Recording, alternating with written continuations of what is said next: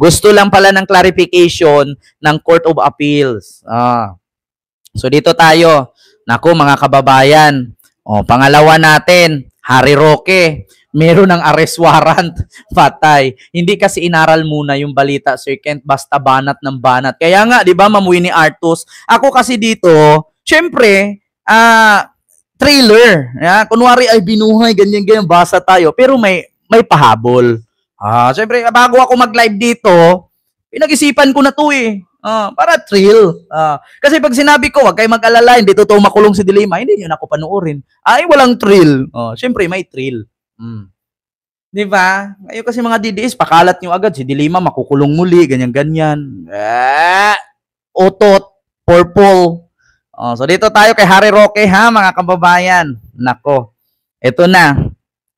Si Harry Roque, mga kababayan.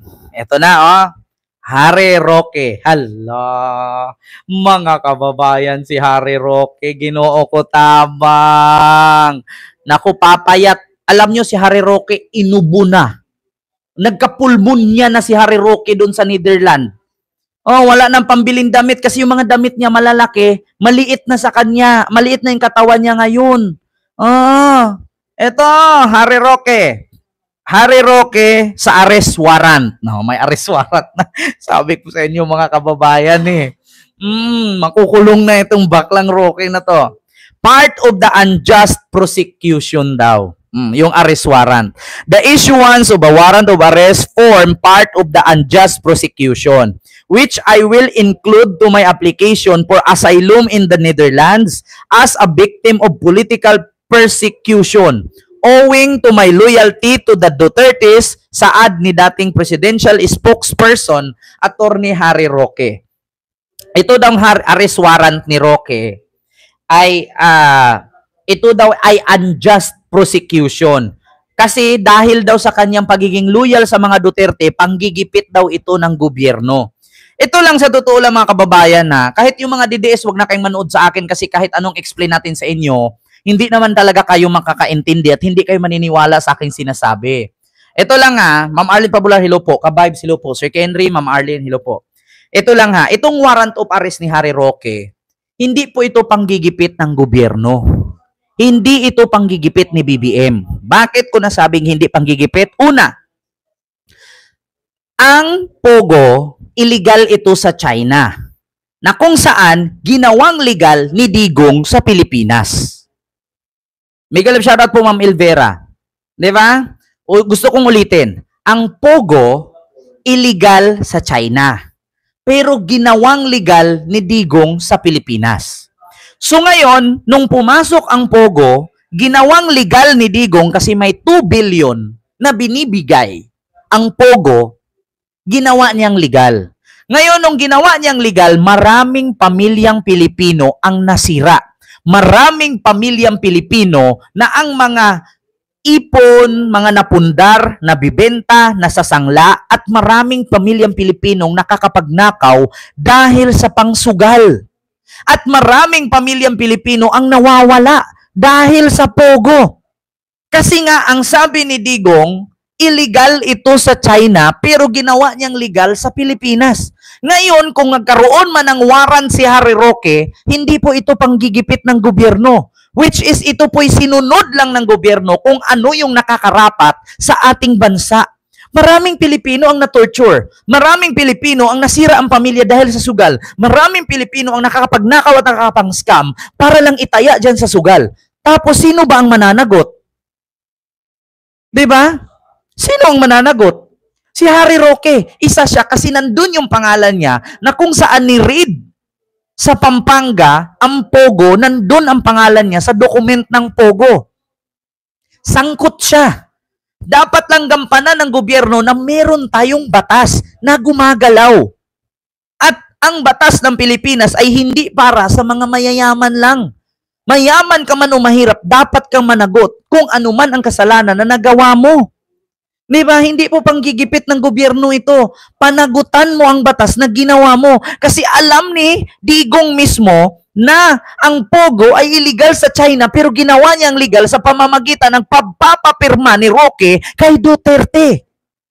Si Roque po ang tulay at nakakausap nitong mga pogo. Kaya ang nangyari, si Duterte, taga-pirma lang, si Roque ang taga-hatid. Siya ang tulay. Si Roque mismo ang nagdala ng pogo sa Pilipinas. Na kung saan, kaya po siya ay spokesperson ni Duterte, kaya malapit siya at mabilis siyang nakapasok. Na, pwede mo naman utuin si Digong eh. Okay lang yan, Tatay Diggs, 2 billion binibigay monthly niyan, pirmahan mo na. Malaking pera yan, nakakatulong sa ating bansa yan. Makakatulong nga ang 2 billion, pero hindi nila iniisip yung consequences. Nagbibigay ang Pogo ng 2 billion a month.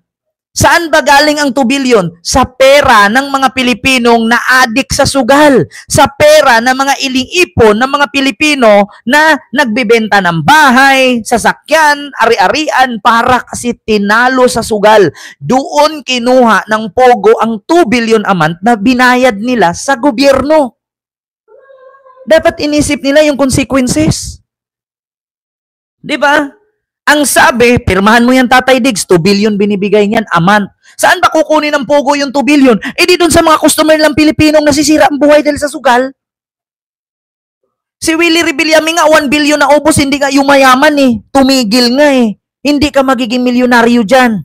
Bakit? Walang nananalo, walang yumayaman sa sugal. Puro ka naman marites, Kent. Alangan man nag-vlogger ka, tas hindi ka marites. Ito marites ko to. Tignan nyo ha, Duterte sa Pogo. Pakinggan ninyo, mismong mula sa bunganga ni Digong na illegal ang Pogo pero ginawa niyang legal kasi may 2 billion binibigay a month. Ito, may nagtatanong, saan ang ebidensya mo? Danilo Villason, ang pangit ng pangalan mo, panglumang tao, at ang pangit ng apelyido mo, huwag ka nang magkalat. Kung ako sa'yo, pamilya mo, lasunin mo na. Dadami pa kayong bobo. Ito yung ebidensya. Saan yung ebidensya ko? Duterte sa Pogo. Pakinggan mo. Pakinggan mo. Putang ina mo nang makarinig ka ng totohanan. Of office as President of this Republic. As elected by you. Yung Pogo na yan, insofar kami dito, malinis yan. Laro yan para lang sa kabila. But it employs something like 20,000 dito sa Manila. Dito lang yung Pogo. Walang pera dyan. Diretso sa Pagcor yan. They talk with Pagcor. The ambassador of China deals with kasi illegal yan sa kay Duterte na galing ha. Kasi illegal yan sa China. Ulitin ko ha. Deals with kasi illegal yan sa why? Because it gives us 2 billion a month. Diba?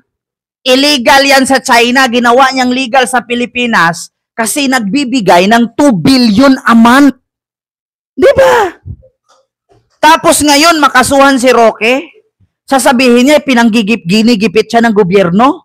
At isa yung gagamitin niyang arrest warrant para makapag-file siya ng asylum sa Netherlands. Si Duterte na mismo nagsabi, etong Pogo, walang pera dyan. Pero nagbibigay yan ng 2 billion a month. Illegal yan sa China. Illegal na pala, ba't ginawa mong legal sa Pilipinas? Diba? Si Digong na nagsabi, illegal yan.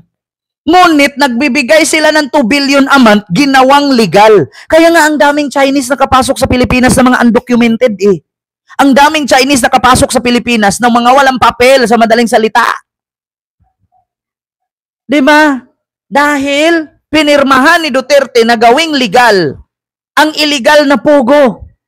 Sino ba ang nagtulak kay Duterte para maging legal ang Pogo? Si Harry Roque.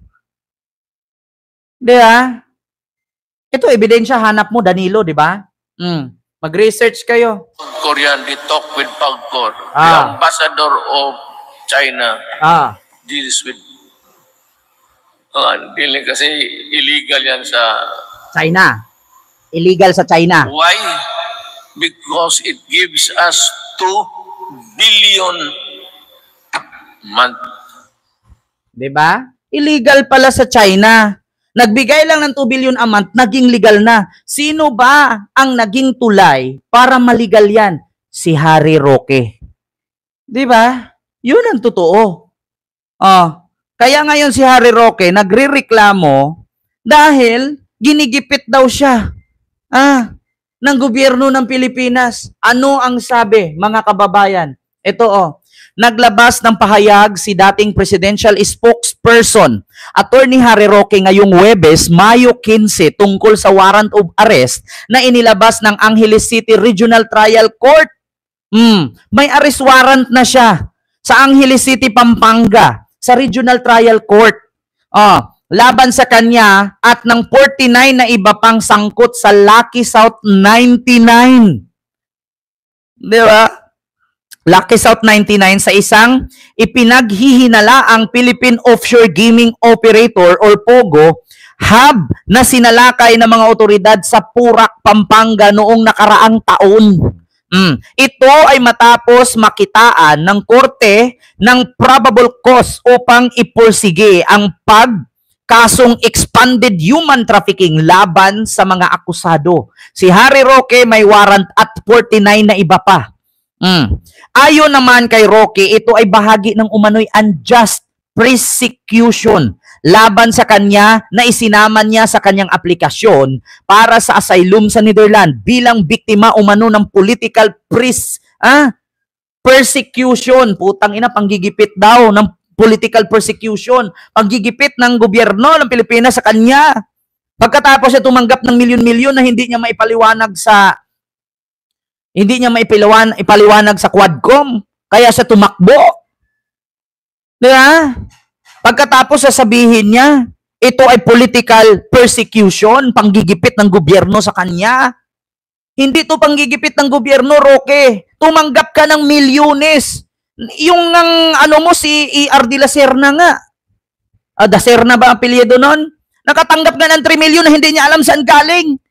Tinanong kayo sa Quadcom kung bakit nagkaroon kayo ng joint account ng assistant mo na hindi naman kayo mag-asawa. Bakit nagkaroon siya ng milyones na pumapasok sa bank account niya? Di ba? Ito na, I will seek all available legal remedies to secure my life and liberty which are currently under threat. Threat ba to, Harry Roque? Kung threat, edi sana pinapapatay ka na. Katulad sa pagpatay ni Digong sa 30,000 ka-adik.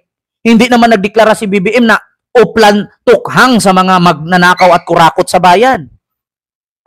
Ni minsan ba nag-declared ba si BBM ng uplan tukhang sa mga kawatan? Wala. Si Digong lang ang nag-declare ng uplan tukhang sa mga adik na hindi dinaan sa due process. Bakit ang sabi niya dito, I will seek all available legal remedies to secure my life and liberty, which is currently under threat. Wow. Ma'am Leticia Villamil, maraming salamat po sa iyong super sticker. Thank you so much. Diba? I reiterate, this is not fight as evidence of guilt, but exercise of human right to asylum, aniya. Sabi ni Harry Roque. Oh my God, naman Harry Roque. Huwag mong idahilan para mag-apply ka ng asylum dyan. Hindi porkit abogado ka, ikaw na ang tama. Hindi naman bobo ang mga taong marunong magbasa at marunong mag-research. DDS lang ang nauuto mo. DDS lang ang naluloko ninyo. Hindi kami DDS na bobo, tanga-tanga, inutil, hampas lupa, pangit, uto-uto, walang pera. Yan ang definition ng DDS. Hindi naman kami tanga eh. Hindi kami bulag, Roque, kung anong ginagawa mo. Meron ka pang ang kaso, yung pangangamkam ninyo ng lupa sa Bataan eh. Naalala nyo, ang daming magsasaka, lumapit pa kay Sara at kay Robin Padilla, deadma lang. Di ba? Meron pa kayong kaso, land grabbing. Baka naalala ninyo, yung mga magsasaka na lumapit kay Robin Padilla at kay Sara, dinidma lang sila. Hindi ito political persecution. ito ay totoo na ginampanan mo at ginawa mo, tumanggap ka ng milyon. Kung hindi ka tumanggap ng milyon, anong pinambayad mo dyan sa paglipad-lipad mo sa Netherlands? Anong kinakain mo dyan araw-araw? Alam naman ano ka dyan? Tawag dito, dumpster dive. Hindi ka naman si Inday Runing. Ma'am Flor de Lisa Yong, maraming salamat yung 50 Hong Kong dollar super sticker. Thank you so much po. Hindi ka naman si Inday Runing. Magawa mo bang mag-dumpster dive dyan sa Netherlands? Pag tumalon ka dyan sa basurahan, hindi ka na makaahon. Hindi ka si Inday Runing, Harry Roque, na para mag-dumpster dive para mabuhay. Milyones ang pera mo. Kaya nga dapat ipiprease na yung pera mo para wala ka na ma-withdraw eh. Diba? Tumanggap ka ng milyon-milyon. Ano ba ang problema sa'yo ng Quadcom? Hiningi ng Quadcom ang dokumento kung saan galing mo ang milyones na pera na wala ka namang negosyo. Saan ba galing yung milyon-milyon mo, 65 million na sa bank mo?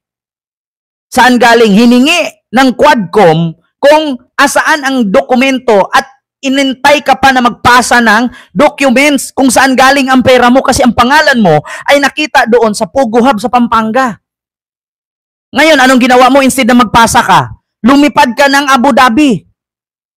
Instead na magpasa ka, nagtago ka sa Abu Dhabi. Instead na magpasa ka, lumipad ka ng Netherlands, sumunod ka kay Digong. Di ba? Ngayon mo sabihin, kung political persecution yan, bakit kailangan mo magtago? At kung wala kang kasalanan, bakit kailangan mo lumipad ng ibang bansa para takasan ang kaso mo? Di ba, mga kababayan, am I right? Hindi mo nga may paliwanag yung 65 million sa loob ng bank account mo eh. Tapos sabihin mo, political persecution. Hindi yan political persecution. Talagang nagnakaw ka, talagang gahaman ka, talagang kurakot ka. Talagang sangkot ka sa Pogo. Alangan naman, kung ako naman kay Alice Go, alangan naman, ako lang makulong. Si Harry Roque kumita rin naman. Diba? So ito na, mga kababayan, yung sunod nating pag-uusapan. Susunod nating gagawin is about sa si Sara Duterte daw ay nagtayo ng principal o principled opposition. Di ba? So ito, wait lang mga kababayan.